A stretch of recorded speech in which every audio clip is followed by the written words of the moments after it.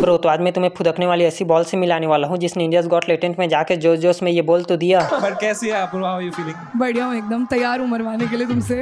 पर जब रियल में रियल वाले समय ने इसकी मारनी चालू करी ना तो यूट्यूब पे आके रोना रोने लग गई। अरे जब पचा ही नहीं सकती तो खाती क्यों है इतना? साला पूरे सोशल मीडिया पे हकती फिर रही है। हाँ जी, तो आज हम बात करेंगे इसी फुदकने वाली बॉल के ऊपर जिसे लोग द रिबेल किड के नाम से भी जानते हैं। खैर तो चलिए शुरू करते हैं आज का वीडियो बिना किसी से कोई सिंपैथी लिए। है और मैं तो इन्वॉल्व ही नहीं थी, मेरा AI वर्जन बैठा था वहां पे लेटेंट पे। ये सब एडवाइस मुझे दी गई है and honestly a normal person would take that advice, but I am not normal, I am little insane, cuckoo in the head. वो तो पता ही है कि तू खिसकेली है, वरना अपनी अपॉलॉजी वीडियो में इतनी ड्रामा और ओवर एक्टिंग तो नहीं करती। नहीं भी मतलब तेरा जो भी पॉइंट या मुद्दा है उसको चुपचाप रख और निकल, पर नहीं, इसको तो यहाँ भी ओवर एक्टिंग की दुकान खोलनी है।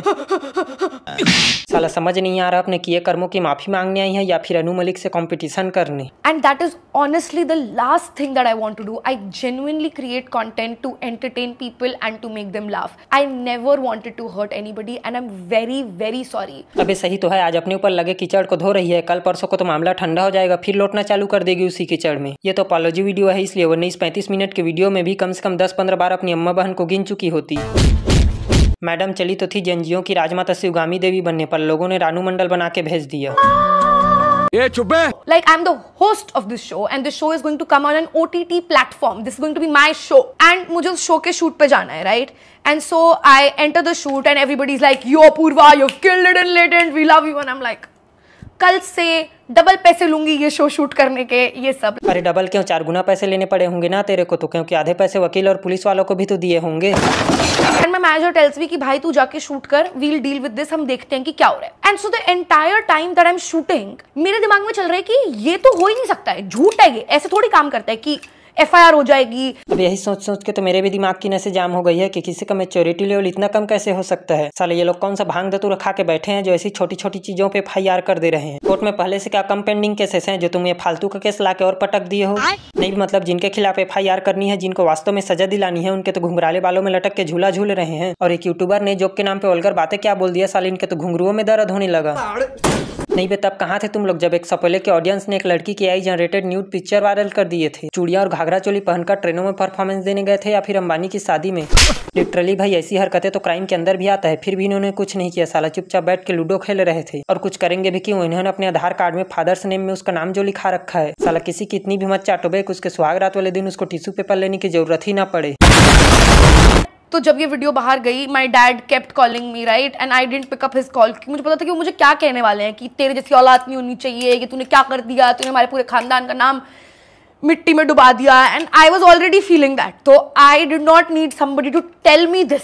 तो मेरे पापा का फोन नहीं उठाया, मेरे पापा मुझे टेक्स्ट करते हैं व्हाट्सएप पे कि बेटा कुछ भी हो जाए मैं खड़ा हूँ तेरे साथ। अबे तुम अपने सोशल मीडिया में अपने बाप को कितना भी बुरा भला बोल लो, पर बुरे वक्त में साथ तो ही बाप ही देता है। और ये वही लड़की है जो कल तक बोल रही थी कि मेरा बाप मेरा सबसे बड़ा हेटर है। Dude, my dad used to be my biggest hater. अब तू महीने में 4 बार बॉयफ्रेंड बदलेगी, दारू पी के लड़कों के साथ गुलछर्रे उड़ाएगी और अगर किसी दिन तेरे बाप ने तुझे टोक दिया तो तेरा सबसे बड़ा हेटर हो गया। नहीं बे क्या ही मतलब इतना एजुकेटेड होने का जब तुम साले हेट करने वाले और केयर करने वाले के बीच का डिफरेंस ही नहीं पता कर पा रहे हो। तो किसी शो में जाके सिर्फ सिविल वालों को टोंट मार देने को ही एजुकेशन नहीं बोलते बहन की पकौड़ी। Dude, my dad used to be my biggest hater. अभी ये बोलते वक्त तेरी जबान नहीं लड़खाई, कम से कम तुझे चुल्लू भर शर्म तो आई ही होगी। नहीं बे जिस बाप की एड़िया घस गई इसके ख्वाहिशों को पूरा करने में, आज उसी बाप को अपना सबसे बड़ा हेटर बोल रही है। साला जब दूसरों ने इसे हेट देना चालू किया तो यूट्यूब पे आके रोना रोने लग गई। जिस दिन इसका खुद का सगा बाप इसे हेट देना चालू कर दिया उस दिन ये कहाँ पे जाएगी बे? वो लास्ट 25 साल से एक ही नौकरी कर रहे हैं, सब जानते हैं उनको लिटरली, और सब उनकी बहुत इज्जत करते हैं। वो एकदम मेरे से ऑपोजिट है, लाइक वो सबसे एक्सट्रीमली ज्यादा प्यार से बात करते हैं। उन्होंने लाइफ में कभी कोई गाली नहीं दी, कुछ नहीं किया।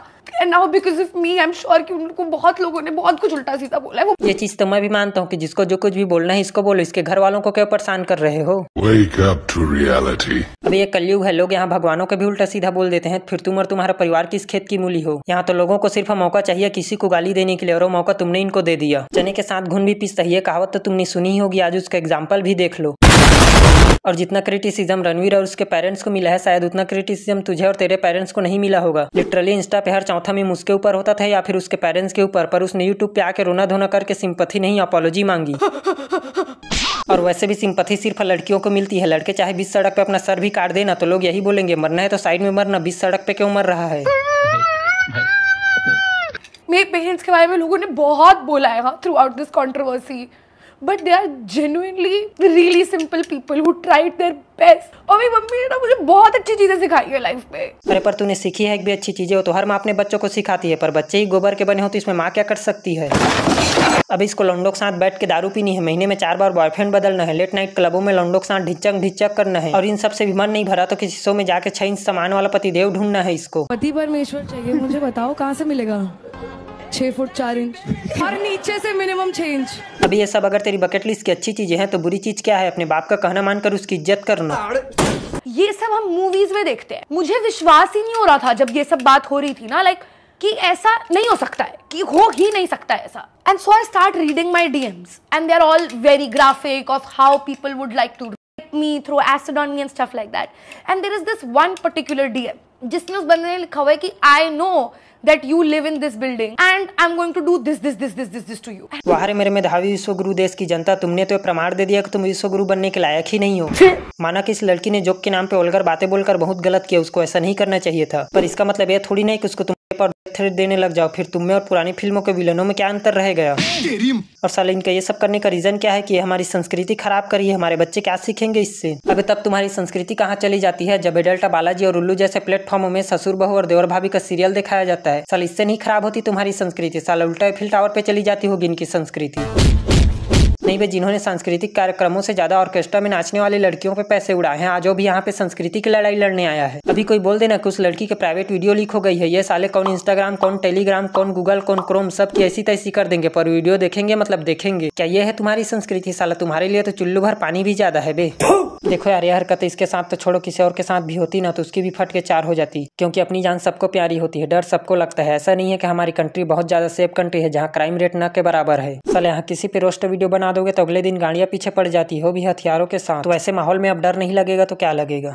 खैर आज के लिए बस इतना ही, मिलते हैं किसी नेक्स्ट वीडियो में, तब तक के लिए like and subscribe, bye bye.